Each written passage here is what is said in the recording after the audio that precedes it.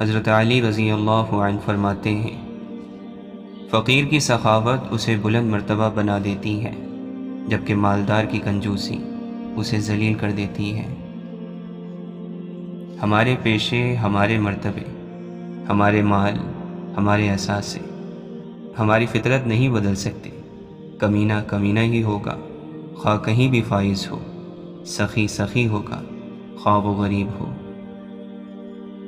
واصف علی واصف فرماتے ہیں، پیٹ میں آگ ہو تو دل میں سکون کہاں، رزق نیک نہ ہو تو دل کے سکون کا سوال ہی نہیں پیدا ہوتا۔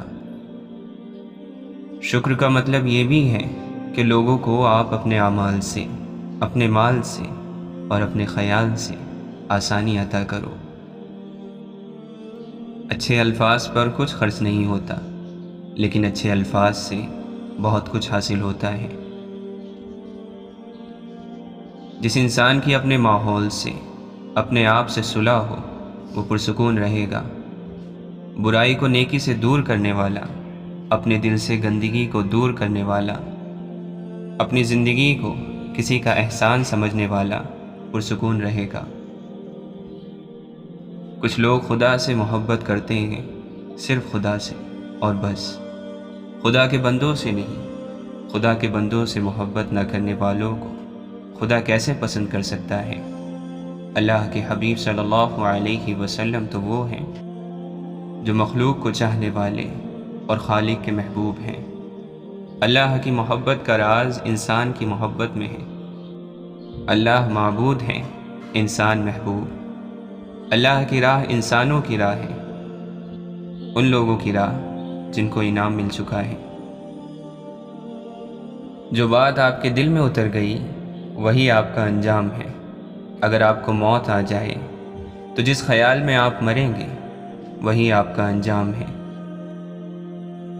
اشفاق احمد فرماتے ہیں، مکھی انسان کی سب سے بڑی محسن ہے اور تم اسے مار رہے ہو۔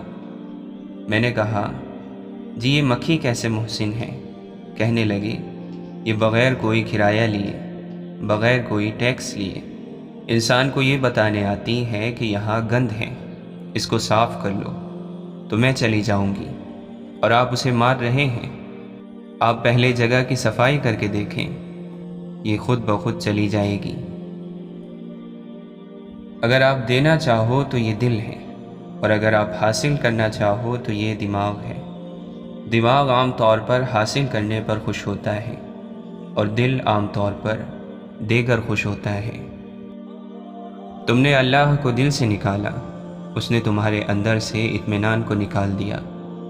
اب تمہیں امن نہیں، دل کا سکون نہیں، خدا کی تمہارے ہاں گنجائش نہیں، تو دل کے سکون کی بھی تمہارے لیے گنجائش نہیں۔ حکم ہے کہ نہیں قرار پائے گا تمہارا دل مگر اللہ کے ذکر کے ساتھ، یہ نسخہ نہیں بدلتا۔ آپ فرماتے ہیں، ایک آدمی اگر غریب ہو تو غریب تو وہ اس وقت بھی ہوتا ہے جب کسی کو اپنی غریبی کا بتا رہا تھا، تو وہ بتانے کے بعد بھی غریب ہے۔ تو بتا کے اس نے کیا کیا؟ پریشانی حاصل کی۔ اگر غریبی کو بتانے سے بچ جاؤ، برداشت میں رکھو، تو پھر پریشانی نہیں ہوگی۔ غریبی کا جو ذکر کرتا ہے کہ ہم بڑے غریب ہیں، بڑے پریشان ہیں، تو یہاں سے پریشانی شروع ہو جاتی ہے۔ غریب ہیں تو کیا ہوا؟ جس طرح وہ امیر ہے تم غریب ہو۔ وہ اپنی زندگی گزار رہا ہے، تم اپنی زندگی گزارو۔ بیان کرنے میں پریشانی ہوتی ہے۔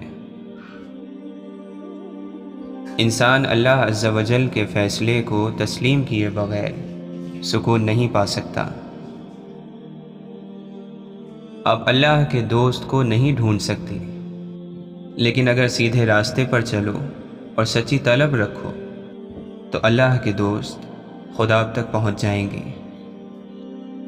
حقیقی سکون صرف اس وقت ملتا ہے جب آپ تنہائی میں خدا سے لو لگاتے ہیں۔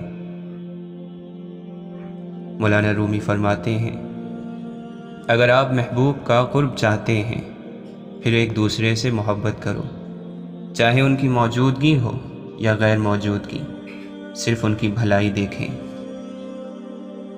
گناہ کرنے کے بعد انسان میں ایک دلی تنگی پیدا ہو جاتی ہے، وہ اسی گناہ کا اثر ہوتا ہے۔ جب انسان اس گناہ پر اصرار کیے جاتا ہے تو وہی دل کی تنگی گرفت بن جاتی ہے۔ اگر تم ہر مشکل پر گھبرا جاتے ہو تو تمہارے اندر نکھار کیسے آئے گا؟ یہ حقیقت ہے کہ ہر ایک پر مشکل وقت آتا ہے، لیکن یہ اب اس پر ہے کہ وہ اس کو اپنے حصے میں کامیابی کے لیے استعمال کرے یا مایوس ہو کر بیٹھ جائے۔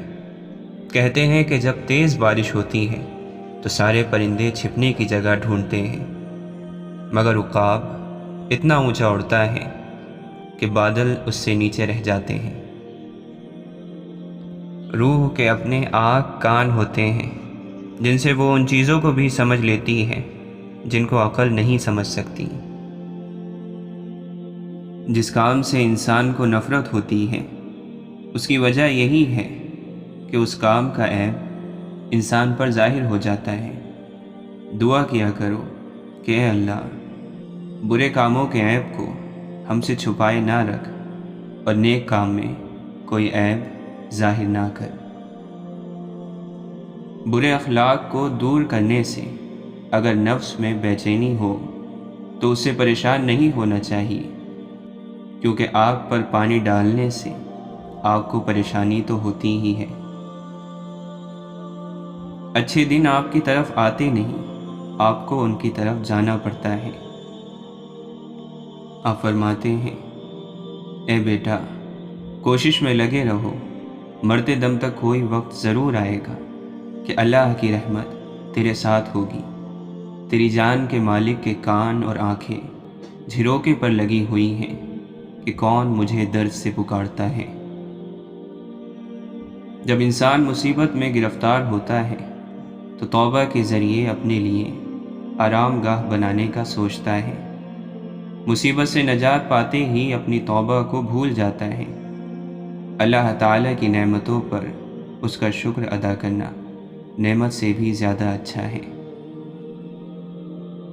انسان اپنی بیوقوفی سے اپنے جسم کی خواہشیں پوری کرنے کے شوق میں اپنی روح کو فنا کر ڈالتا ہے۔